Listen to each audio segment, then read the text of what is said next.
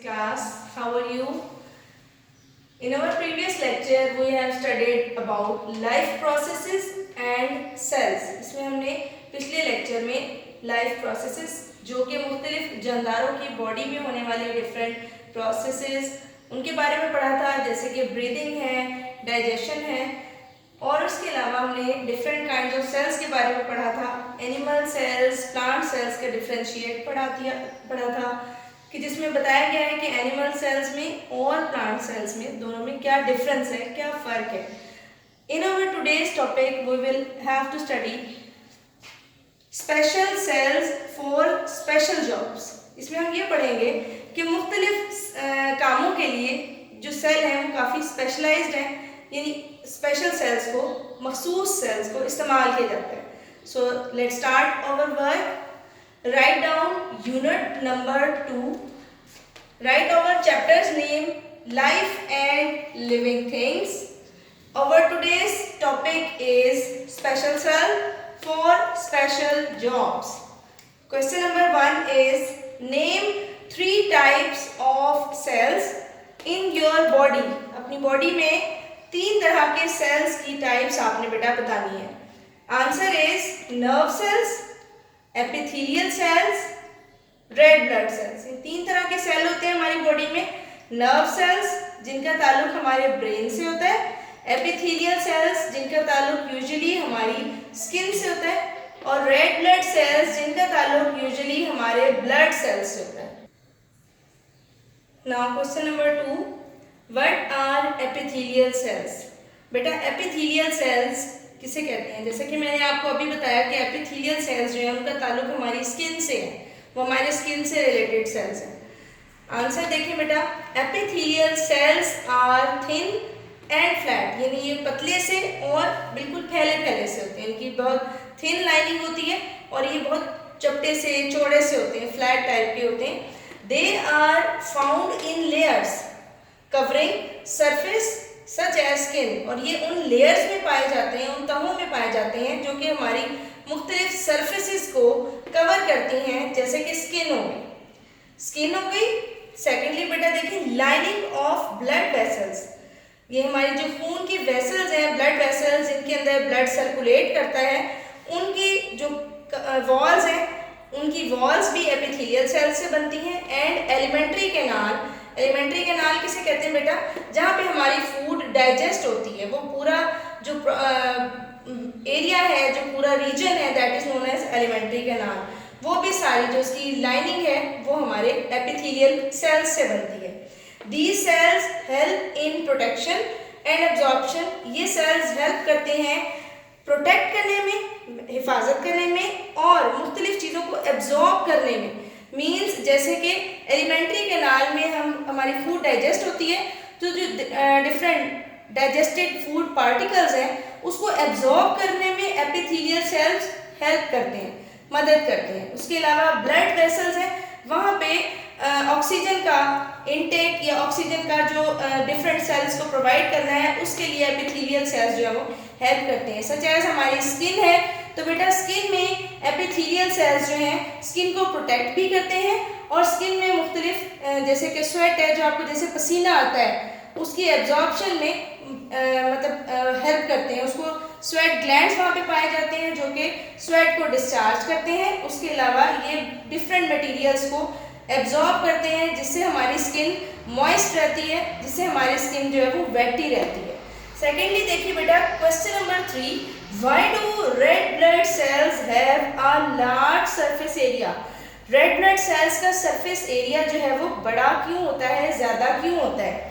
Answer देखें, they have a large surface area, इनका surface area ज़्यादा होता है to pick up lots of oxygen, क्योंकि रेड ब्लड सेल्स जो हैं उनका ताल्लुक ऑक्सीजन एब्जॉर्ब करने से है। ये ऑक्सीजन ब्लड सेल्स के जरिए पूरी बॉडी में सर्कुलेट होती है, पूरी बॉडी के तमाम सेल्स को पहुंचाई जाती है। इसलिए रेड ब्लड सेल्स का जो मेन फंक्शन है वो यही है कि ऑक्सीजन को एब्जॉर्ब करते हैं, और फिर जैसे जैसे ब्लड सर्कुलेट होता है हमारी बॉडी में, तो ये हर सेल को ऑक्सीजन देते जाते हैं। इसीलिए इसको ऑक्सीजनेटेड ब्लड भी कहा जाता है, जिसके अंदर ऑक्सीजन शामिल होती है। नेक्स्ट क्वेश्चन देखिए बेटा, how are pollen grains adopted to help plant pollination. Pollen grains को कैसे प्लांट्स की पोलिनेशन के लिए अडॉप्ट किया जाता है, या ये इनका ताल्लुक कैसे प्लांट्स की पोलिनेशन से है। इसका आंसर देखिए बेटा, ये प्लांट से रिलेटेड सेल्स होते हैं। ये वो सेल्स हैं जिनके जरिए से प्लांट्स का रिप्रोडक्शन का प्रोसेस चलता है, कंटिन्यू करता है। आंसर देखिए, pollen grains are cells. Pollen grain cells होते हैं। Some pollen grains have a spiky surface. कुछ पोलन ग्रेन की जो सरफेस है वो स्पाइक्स जैसी होती है, कांटेदार होती है। To help them to stick to the bodies of the insects. उस कांटेदार सरफेस की वजह से, उस स्पाइकी सरफेस की वजह से वो मुख्तलिफ इंसेक्ट्स की, मुख्तलिफ कीड़ों मकोड़ों की बॉडी से चिपक जाते हैं, स्टिक कर जाते हैं। Others have tiny wings. और कुछ पोलन ग्रेन्स के ऊपर छोटे छोटे विंग्स होते हैं, पर टाइप की, परों जैसी, विंग्स जैसी चीज होती है। To enable them to be carried by the winds, जिसकी वजह से वो विंड के साथ, हवा के साथ इधर उधर उड़ सकते हैं।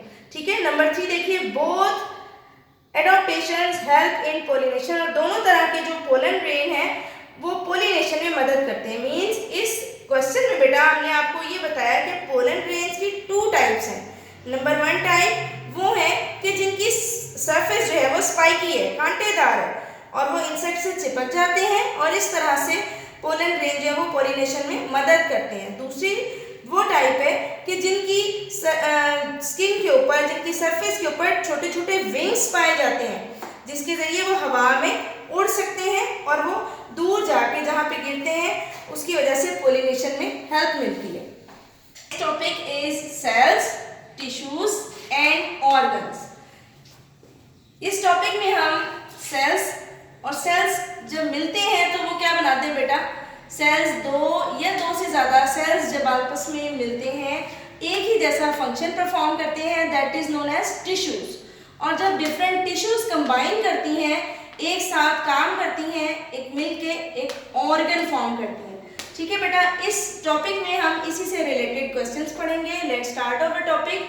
क्वेश्चन नंबर 1 ए पार्ट देखिए बेटा, व्हाट इज टिश्यू। टिश्यू किसको कहते हैं? सेल्स के बारे में तो बेटा आपने पढ़ा है ना, टिश्यू किसे कहते हैं? A group of similar sales, एक जैसे या मिलते जुलते सेल्स का एक ग्रुप है बेटा, डूइंग द सेम जॉब, जो एक ही काम परफॉर्म करें, इज कॉल्ड टिश्यू। उसको हम क्या कहते हैं? टिश्यू। जैसे कि आपके सामने है, हमारी स्किन के जो सेल्स हैं वो एक ही काम कर रहे हैं, प्रोटेक्शन कर रहे हैं, एब्जॉर्प्शन कर रहे हैं डिफरेंट मटेरियल्स की, तो वो एक टिश्यू फॉर्म करते हैं। ठीक है। सेकेंडली देखिए, name the 3 types of tissue.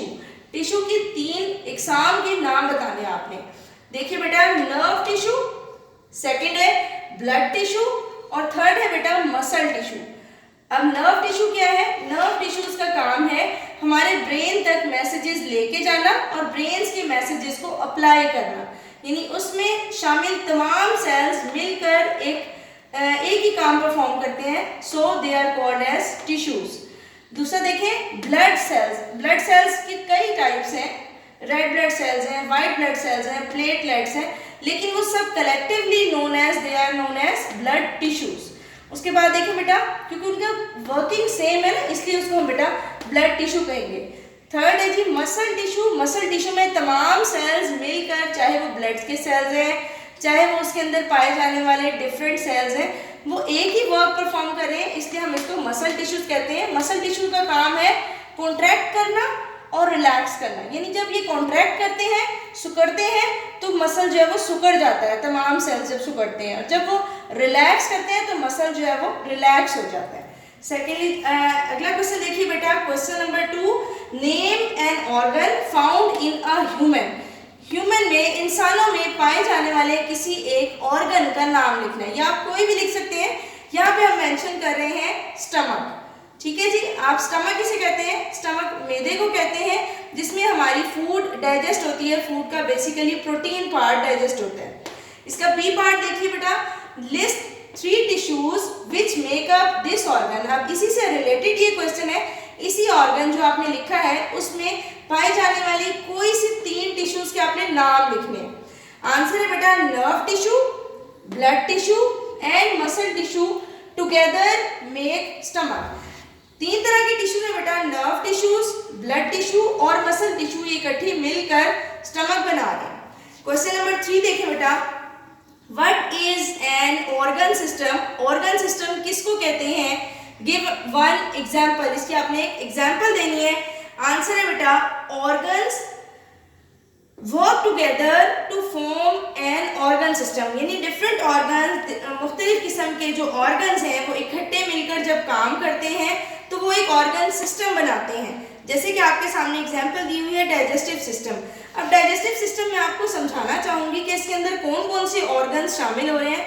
बेटा आप जब कोई भी फूड इनटेक करते हैं तो अपने माउथ के ज़रिए से उसको अंदर लेके जाते हैं, फिर वो फूड जाती है फेरेंक्स में, फिर वो लेरेंक्स में जाती है, उसके बाद फूड पाइप के ज़रिए से स्टमक में जाती है, स्मॉल और लार्ज इंटेस्टाइन में। मीन्स इसमें अलॉट ऑफ ऑर्गन्स, जिसको हम आगे डिस्कस भी करेंगे, यानी बहुत सारे ऑर्गन्स मिलकर एक सिस्टम फॉर्म कर रहे होते हैं, इसलिए हम इसको डाइजेस्टिव सिस्टम बोलते हैं। ठीक है, thank you so much class, revise your lesson completely.